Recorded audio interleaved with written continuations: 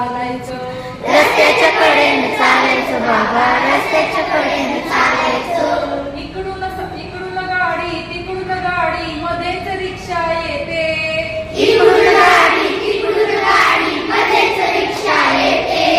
रिक्षे मागून cycle scooter धक्का मारून जाते, रिक्षा मागून सायकल स्कूटर धक्का मारून जाते. या धक्क्याने आम्हा मुलांचं चुकून फ्रॅक्चर व्हायचं,